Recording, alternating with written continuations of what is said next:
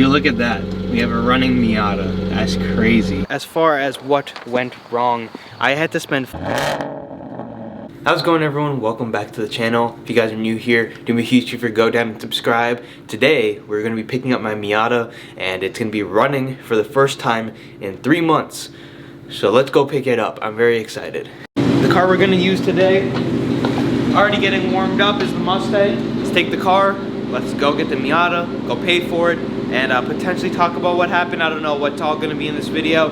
So I'm just excited to get the car back. It's been a very long time. Would you look at that? We have a running Miata. That's crazy. I'm very excited to have this car back and running. Let's go bring it back to the house and gonna talk about what went wrong with it and everything like that. Very excited to have this car back. Made the drive home. It's back. It's running. I'm happy. We'll go over what happened in just a second. But one thing, I forgot how much like of a tin can this car is. You hear everything and you feel everything in this car, like compared to the Mustang, the Lexus, or even the BMW. It's just much more raw than any car I have. So I got in and I'm like, whoa. And I took a second to really adjust. One thing I think I can take off, I'll definitely keep in the car, this little knuckle. So I have tow hooks on the front of my car, but the tow strap I have, or just any tow strap really, will not fit around the tow straps that are here, or the tow hooks that are here. If you can see them, they're really small. They're right here. So I got this knuckle that goes in the strap, so then you can actually hook something to it, because otherwise, when we had to tow the car with a strap just across the street, it was not wanting to get around that little strap. So I'm gonna keep this in the back of the car because you never know what's gonna happen.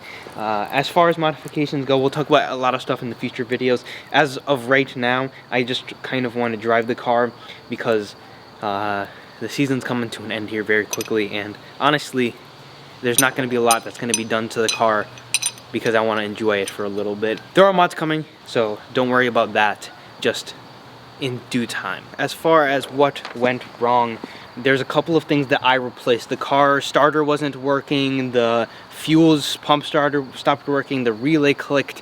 I'm pretty sure the relay had to be replaced either way because the relay just wasn't priming. What the main reason was, so I didn't need to get a new fuel pump, but the car has a new pump now, so that's just something I won't have to worry about in the future. The thing that went wrong is a crankshaft position sensor. That's about a $400 part. I had to spend $500 to get this car fixed. It's a really expensive part. The main thing is the part cost was nearly, it was over $400 with tax, which is kind of insane. And then just about $100 something for labor. I don't have time to fix it. I'm very glad I paid for it to get fixed, because either way I'd have to pay the $400 something for the part itself.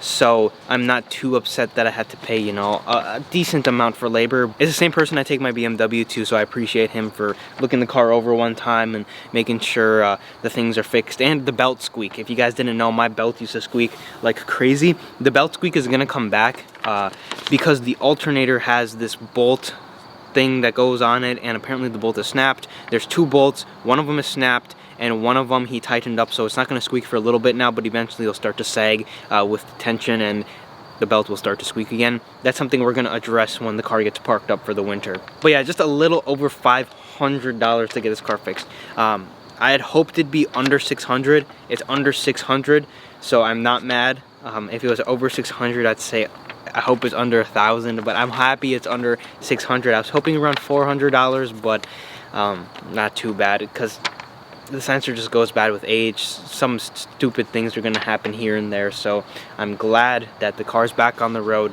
and it's running, and let's put the license plate on the car, because I still haven't put a plate on it. Got a collector plate on the Miata. Basically means I can't drive it in January, I believe January, maybe February, but I never have to register the car ever again, so it's pretty nice. I'm glad Wisconsin does this. Pretty cool. Car's over 20 years old. This car's 30, so it qualifies. BMW, if you notice, it also has a collector on it. Just ran and got some new screws for the car because I only had one and it was all rusted out. So let's put the plate on. Mustang is here, Lexus, Miata, and the BMW. It's been a long time since this has happened. This is gonna go into my binder. I'm gonna start collecting records on all the cards with all the pieces of paper I have. I kind of regret not doing that with the Mustang so far. I can most likely put all the papers and stuff, receipts that I've had for the Mustang from the dealership, because that's where it's got serviced. So I'm gonna pull all of those. I need to do a better job at documenting my cars. I've realized that, so I'm gonna start doing that and keeping the papers at the very least, you know, so I have them when I need to organize them into different papers and places and folders and whatnot.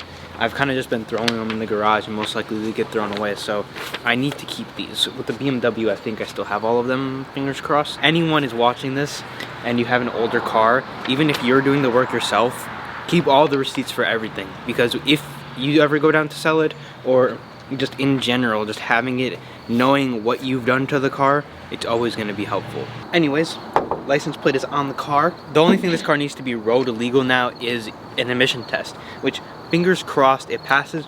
The only thing I'm seeing is this car does have a cat back exhaust, so as long as the cats are still there, if this car even had cats in the first place, I'm pretty sure it did, it should be fine and it should pass. We'll find out in the next video, I guess. If it fails, we'll talk about why it fails in the next video. If it passes, I'll just address it very briefly, because it's not that big of a deal. I'm excited to have this car back. Finally, I'm doing some more videos on this and whatnot.